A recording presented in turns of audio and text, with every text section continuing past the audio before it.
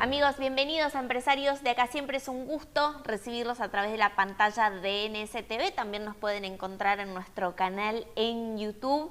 Hoy vamos a compartir varios contenidos como lo vimos en la portada y a continuación voy a presentarles una entrevista que desarrollamos hace unos días atrás con el doctor Nelson Larrañaga, que es Senior Counsel en Ferrer, es abogado experto en relaciones laborales y seguridad social, y con él desarrollamos un tema muy interesante que es cuáles son los principales motivos, los motivos más recurrentes que se desarrollan en litigios entre empleadores y empleados. Es uno de los temas que vamos a desarrollar con el doctor Nelson Larrañaga a continuación. Recibo con mucho gusto a Nelson Larrañaga, experto en Derecho Laboral, consejero senior en Ferrer.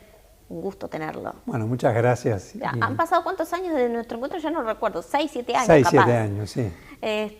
Bueno, siempre lo sigo, a pesar de no haber conversado desde esa instancia en público con Nelson, siempre sigo muy atenta a sus trabajos. Bueno, es un placer y muchas gracias por la invitación. No, por favor, y aquí en mis manos tengo estudios de jurisprudencia laboral, el reciente libro editado por Nelson Larrañaga con una linda dedicatoria, que valoro y aprecio mucho, lo sigo con mucha estima. Gracias. Y este libro analiza las más importantes sentencias de los tribunales de apelaciones del trabajo y de la Suprema Corte de Justicia, que están agrupadas por unidades temáticas. Y es un libro que podría, vaya que sí, ser una especie de Biblia para quienes hoy están en el camino del derecho laboral.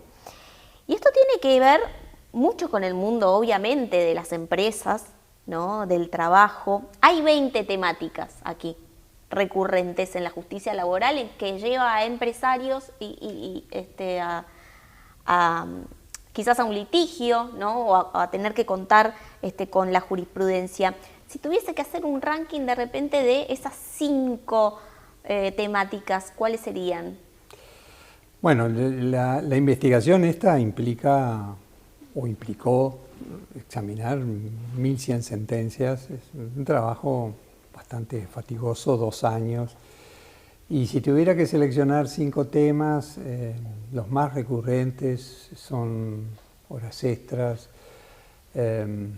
relación laboral, es decir, cuando se debate si hay o no relación de empleo, porque eso tiene vinculación con que se apliquen o no los beneficios laborales legales. Despido es una materia muy recurrente. En general, el empleador a veces cuando despide alega notoria mala conducta del trabajador y eso se debate en el juicio, si configura o no mala conducta que exonera al empleador de pagar despido y aguinaldo. Situaciones de despido indirecto que se dan frente a incumplimientos graves del empleador. El trabajador dice, no, yo no puedo continuar en estas condiciones, me considero despedido. Eso se plantea, se tiene que probar cuál es el incumplimiento del empleador. Muchas reclamaciones de despidos especiales, trabajadores que están en situación de enfermedad, maternidad y accidente de trabajo tienen una protección legal intensa mediante el pago de indemnizaciones especiales. Y entonces a veces se dan despidos en esas circunstancias y lo que se debate es si procede o no la indemnización especial. Y un último punto es la aplicación de las leyes de tercerización, que evidentemente desde que se crearon estas leyes de tercerización, 1999-2000, ha generado bastantes debates. La ley no es muy clara y eso genera diferentes interpretaciones de los jueces, que hay que estar atentos a esas interpretaciones, porque la empresa que terceriza, de acuerdo a la ley, tiene responsabilidades laborales si la empresa proveedora no cumple con sus obligaciones laborales para con sus dependientes. Entonces, lo que se debate es cuándo aplica las leyes de tercerización y cuándo recae la responsabilidad de esa empresa que tercerizó. Son debates muy, muy interesantes, pero hay que estar, vamos a decir, siguiendo esa evolución de los jueces, ¿no? Porque en definitiva lo que uno extrae de las enseñanzas de los fallos judiciales, después uno lo aplica en el ejercicio profesional.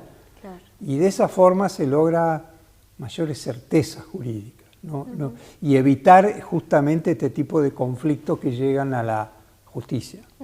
¿Por qué entiende que hay una tendencia, por ejemplo, en que se desarrollen este tipo de conflictos, ¿no? Que me mencionó 5 de 20, pero como los más recurrentes, ¿no? ¿Por qué entiende que se siguen cometiendo las mismas fallas, digamos, ¿no? Con el correr de los años? A ver, la realidad es muy rica, muy rica. No podemos encasillar los casos y decir, bueno, estos son los casos que se van a presentar. Claro. No, siempre hay variantes, hay cosas que hay que estudiar de cada caso, esas variantes. Y en general los conflictos se generan post terminación de la relación laboral y todo depende del comportamiento del empleador en el cumplimiento de sus obligaciones legales y contractuales. Entonces, si se denotan algunas fallas en el no cumplimiento de esas normas, eso motiva de que el trabajador realice reclamaciones. Por ejemplo, si se acredita que trabajó las siestas, no se las pagaron, lógicamente que va a reclamar, ¿no? O mala liquidación de los rubros legales obligatorios, diferencias de liquidación.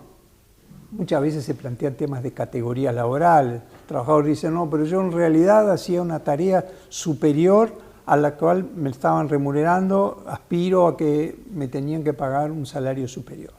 Y bueno, esos son conflictos que se generan, si el empleador no acepta, se va a juicio. Lo recomendable en estos casos, si hay derechos dudosos, litigiosos, o sea, hay ciertas contingencias de llegar a un juicio, lo recomendable es negociar y llegar a una transacción laboral y pagar una indemnización de manera de que el empleador se libere el juicio y el trabajador obtenga un beneficio a cambio de dejar sin efecto el reclamo y no tener que transitar un juicio, que es bastante desgastante, ¿no? Es decir, porque involucra testigos, documentos y todas esas, y bueno, tiempo, ¿no? Tiempo de todos, y en general la recomendación es que, salvo que el empleador tenga una prueba contundente y que diga, no, yo en realidad no transo porque sé que esto para mí es ganable, este juicio, y bueno, se va a juicio. Allí, Nelson, usted tiene más de 40 años como profesional en las relaciones laborales.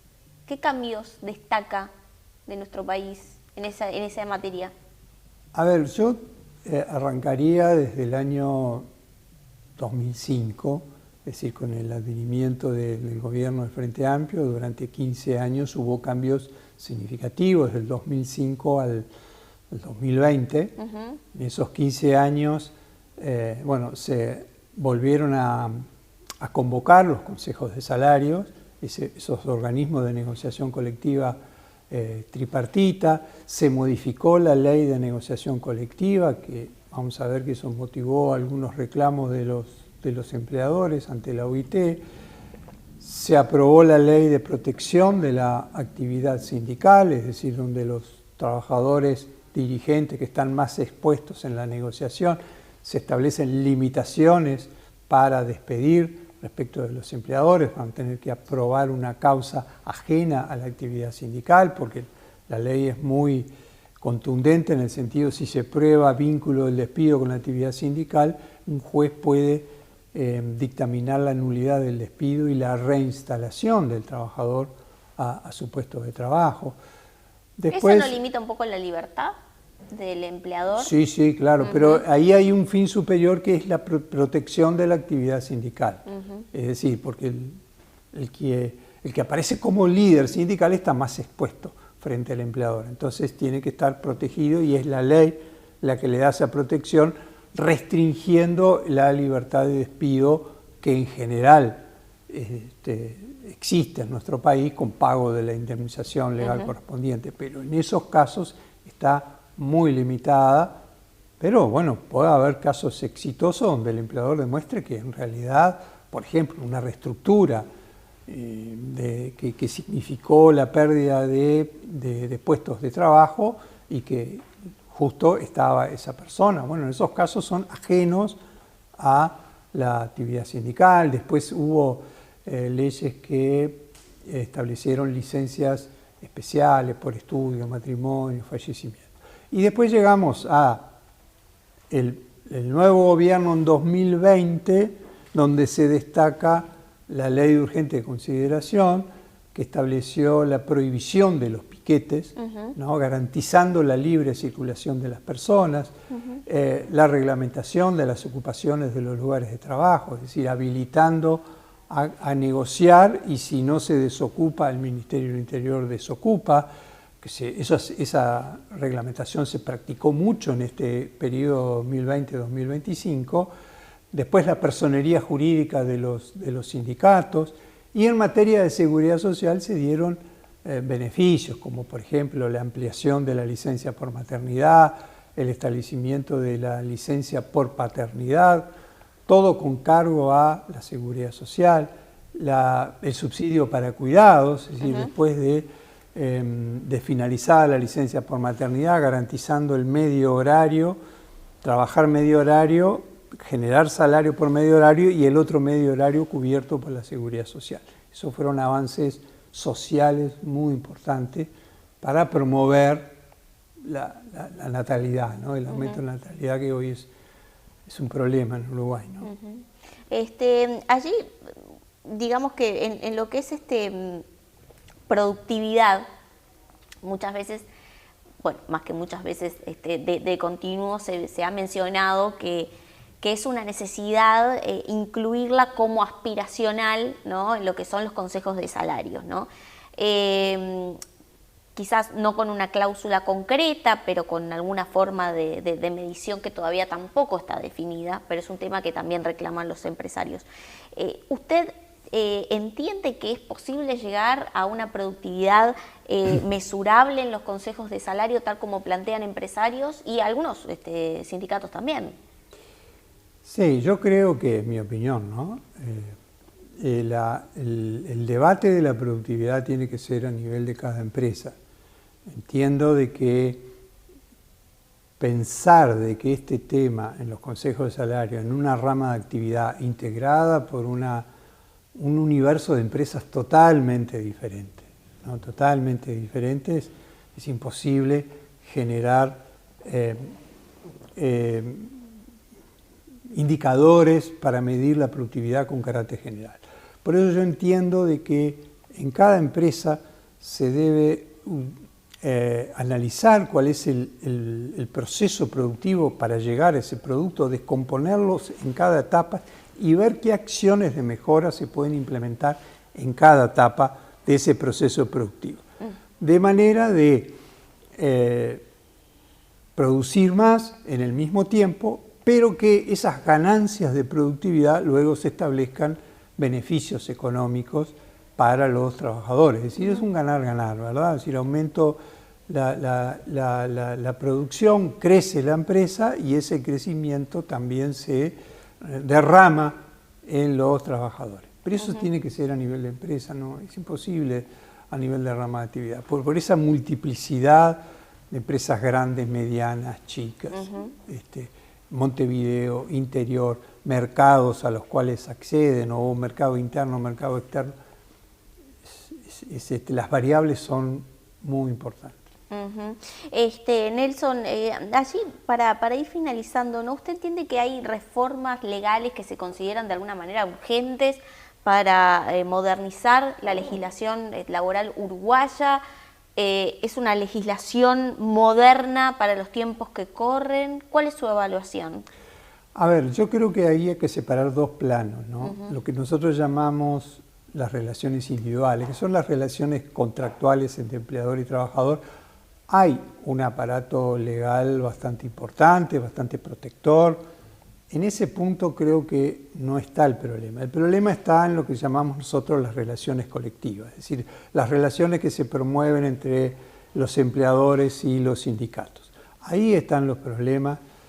En primer lugar, entiendo de que la ley de negociación colectiva está incumpliendo los convenios internacionales ratificados por Uruguay, que son ley en Uruguay, que promueven la negociación colectiva bipartita, libre y voluntaria. Con el modelo que tenemos nosotros de consejos de salarios, que es una negociación colectiva tripartita, es decir, porque participa el gobierno, además de los actores sociales, es una negociación obligatoria, donde las disputas salariales se resuelven o por acuerdo o por un laudo, y donde el gobierno es parte de esa negociación. El gobierno tiene voto a la hora de definir la disputa salarial. Entonces, esto no es el modelo que promueve la Organización Internacional del Trabajo de negociación colectiva, que es bipartita, los actores sociales sin participación del gobierno. Claro. El gobierno participaría solo para definir los salarios mínimos por categorías y aumentos en el caso que las partes no se pongan de acuerdo, porque la misión del Estado es justamente garantizar que se paguen los salarios mínimos. Claro. ¿No? Ese es un aspecto. Después el otro aspecto es el desarrollo de las medidas sindicales. Hoy por hoy en Uruguay se entiende por huelga que es todo, prácticamente todo es huelga. Y en realidad la huelga nació como una situación de hecho en la cual el sindicato o la organización de trabajadores decide no trabajar para apoyar una reivindicación, pero es no trabajo. Lamentablemente eso se ha amplificado y se dice, bueno, es huelga o extensión de huelga las ocupaciones y los piquetes, o que el trabajo a reglamento o el trabajo selectivo, es decir, yo hago algunas tareas y otras no, el trabajo a ritmo lento. Bueno, esas no son situaciones de huelga, no tienen nada que ver con el no trabajo.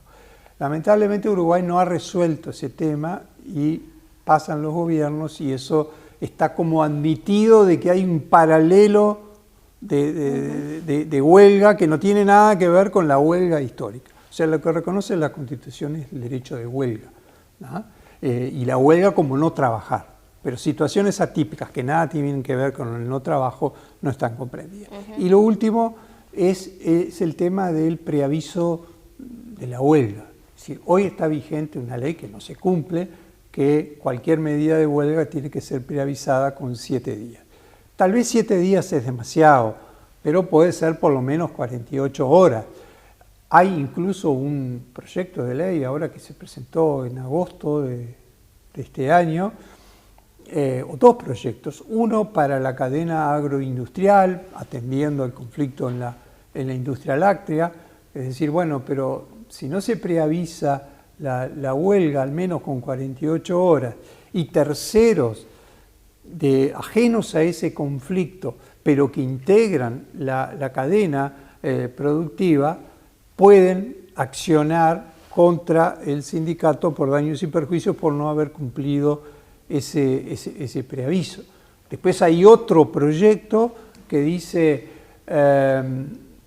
que si un conflicto no se soluciona en un término de 15 días, el empleador propone una propuesta final que el Ministerio de Trabajo tiene que plebiscitarla con participación de la Corte Electoral. Eso ya está regulado, incluso en una ley de 1968. Pero lo que llega al Parlamento es lo que sucede en la realidad, con conflictos en la industria pesquera, en la industria láctea, decir, bueno, esto es disfuncional, porque no hay una ordenación del conflicto.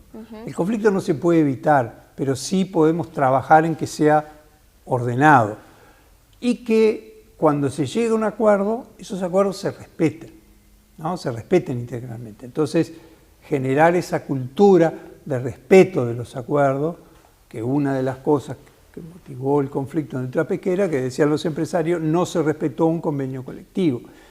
Y ahí en ese caso la ley de negociación colectiva falla porque no estableció justamente esa obligación de respetar los mecanismos de prevención del conflicto. Es decir, bueno, antes de llegar al conflicto, quememos determinadas etapas de negociación y bueno, cuando lleguemos al final, si no logramos un acuerdo, recién ahí aplicar medidas. Pero no en el medio donde se está desarrollando la negociación, ¿no? cuando tenés mecanismos de prevención pactados, si incumple esos mecanismos de prevención, bueno, eso genera en la otra parte, decir, bueno, pero si esto lo acordamos, ahora no es posible de que se incumpla ese acuerdo. Por eso la ley tendría que reforzar esa garantía de que los acuerdos, una vez que se firmen, se respeten y se cumplen. Ahora, parecería un poco, digamos, lógico, ¿no? Que si uno firma un acuerdo es para cumplirse, y me da la sensación que falta penalización ante el incumplimiento. Bueno, algunos actores sociales en determinadas ramas de actividad, eso lo regularon, establecieron penalidad de caída del convenio colectivo en caso de incumplimiento. Bueno, eso ha surtido sus efectos, porque las partes dicen, bueno, acá está en juego la propia subsistencia del convenio colectivo. Claro. ¿No? Entonces ahí hay como un respeto a lo acordado. Pero en aquellos sectores que no hay sanciones, ahí tenemos un problema de que tendría que estar una ley diciendo, bueno, no, pero si aquí hay un convenio colectivo pactado, si no se cumple, puede generar la caída del convenio colectivo. Es decir, hay como un incentivo a cumplir lo acordado. Parece un poco, ¿no? Como repetitivo, ¿no? Decir, bueno, un acuerdo, en jurídica, que mejor que usted, ¿no? Decir acuerdo entre partes para cumplirse, y si no se cumplen, penalizaciones, ¿no? Y es como una necesidad de que nuevamente se recuerde, tienes que cumplir esto que tú firmaste, ¿no? Bueno, vamos a seguir de cerca estos temas. ¿Ve luz al final del camino? Porque estos son decisiones políticas. Sí, son proyectos. Uno lo presentó el senador Da Silva sobre el tema de la cadena agroalimentaria, y el otro, el diputado Gurméndez, sobre el tema de la negociación, que no se puede extender más de 15 días. Pero bueno, requiere eso debate en las comisiones especializadas, y bueno, el tema es si hay voluntad política de los otros sectores de acompañar esos proyectos. ¿Asesora políticos para los proyectos de ley o para temas? No. ¿No lo llaman? ¿No lo convocan? No. Bien. Bueno, un error. ¿Los atendería? Sí. Sí, claro, sí. Bien. Sí, si me llaman, o sea, le doy mi opinión independiente, ¿no? Claro. Bueno, un error están cometiendo nuestro sistema político, no llamarlo a un experto como lo es Nelson Larrañaga, experto en Derecho Laboral, consejero senior en Ferrer. ¿Hace cuánto ya en Ferrer? 32 años. 32 años. Bueno, ya está dando clase por allí, ya más que nada. Gracias por venir, gracias por el libro, y seguimos atentos a todos estos temas, que qué mejor que tratarlos con usted. Bueno, muchas gracias, ha sido un placer estar aquí en este programa. Betel, única cadena de centros de estética y spa del Uruguay. GSS, única empresa en Uruguay dedicada al Facility Services. Limpieza, seguridad, outsourcing de personal y mantenimiento. Conozca más en www.gss.com.uy. Agregamos valor a las empresas.